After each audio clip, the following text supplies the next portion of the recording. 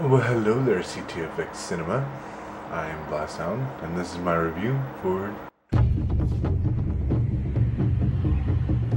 Jumanji. So, Jumanji, a vividly imaginative childhood action-adventure type movie with an amazing cast. I mean, Robin Williams, Kirsten Dunst, before Bring It On, but just after Interview with a Vampire, so that was a good time for her. And Bonnie Hunt, just after, her stuff with Beethoven and such.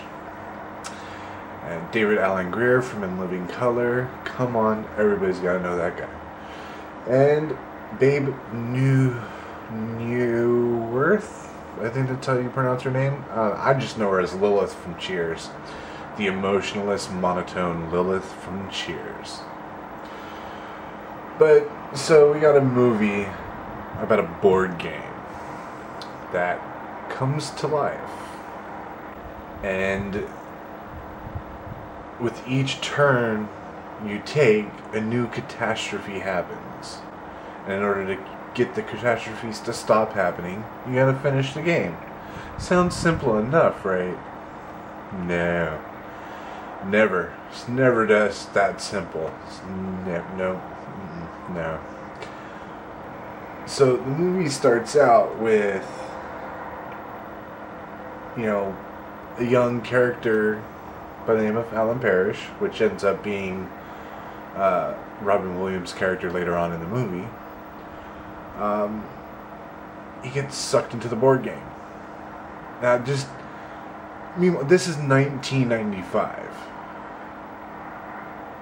The visuals on it, his body looking like it's sand being sucked in by like a tornado into the game itself. It's just amazing. 1995. And they were able to do that type of stuff. It's just amazing. And it fast forwards 26 years in the future, everything has changed. By the way, I do need to mention, does anybody else recognize Richie Rich's butler? Yeah. So 26 years in the future, these kids stumble across a game that that Alan Parrish didn't get to finish in 1969. And just opens up Pandora's box. Basically just a whirlwind of events. One of them being releasing Robin Williams from the jungle, or Alan Parrish from the jungle. It sets into motion a series of character growth moments for Robin Williams, for Alan Parrish. Rolling the dice and then unleashing the hunter, which is a manifestation of his father. I thought that was brilliant.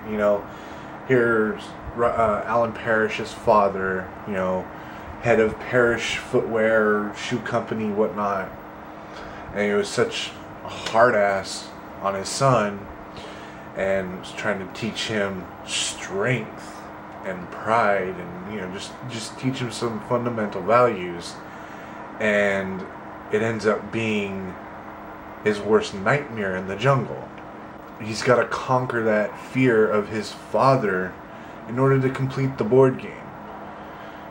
And it doesn't help that the hunter / father figure is trying to kill him. I mean, that doesn't help. That doesn't make it any less traumatizing, but, he gets over it. And when I first watched this movie, when I was like 10, 11 years old, I always thought, at the end of the movie where they see Kirsten Dunst's character and the little monkey boy's character in the future, in the new future, well, when they cut to Bonnie Hunt pregnant before they even show them, I always thought, like, my first instinct as a kid was like, oh, did they end up being the parents because they saved the future change, so they ended up being the I'm like 11 years old and I'm already thinking of like little paradox-ish type of things. But yeah, it's just, that was one of the ideas that I had, one of the things that I thought. But I find it awesome that the characters themselves, the Sarah, Bonnie Hunt's character, and Alan Parrish, Robin Williams' character, were able to keep their memories even after the game was done, and essentially saving those kids' parents' lives. You know, I thought that was awesome. Pros and cons. Pros, as a kid watching this, it makes your imagination run wild. I think it's a great movie for young kids to help develop the imagination and give kids a chance to be creative, get them into the artistic world. I think this is a good movie for that. Cons, some of the acting, like with Richie Rich's butler guy in the beginning, as the father,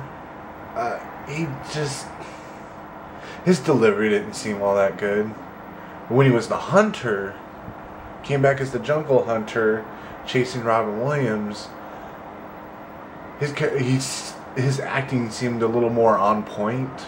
Other than that, I didn't really see any cons to the movie. You know, I thought everything else was just really good. You know, I mean, it was nice to see Babe Newirth, you know, Lilith from Cheers. It was nice to see her play a character with emotions. I mean, I haven't seen much of anything with her in it other than Cheers, you know, Cheers and Frasier, you know, so I'm used to her Lilith monotone, single emotion expressions, you know, but you see her scream and show fear and happiness and humor, and, you know, I really liked that. It was a nice touch.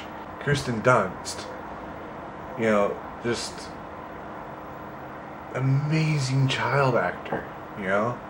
And I had a huge crush on her back then, you know. I mean, I was like 10, 11 years old. She was like a few years older than that. I don't know, like 3 years older than that. So it was definitely a crush there. Probably why I'm into older women. Go figure.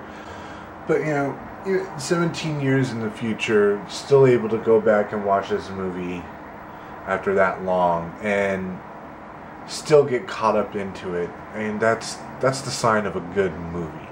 When you can go time without seeing the movie, or it's been just a long period of time since it was released, and you can always go back and watch that movie and always get caught up in it and, you know, get sucked in and relate to the characters even though you've seen it a bunch of times, and that's the sign of a truly good movie.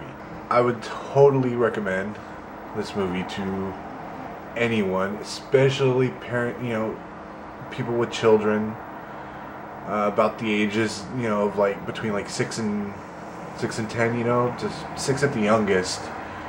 But yeah, I would definitely recommend this movie. I mean, like I said earlier, it's great for developing the childhood imagination.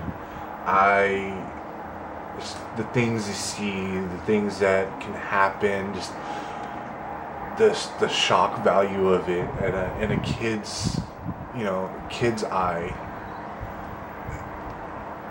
it can definitely stimulate some creativity there.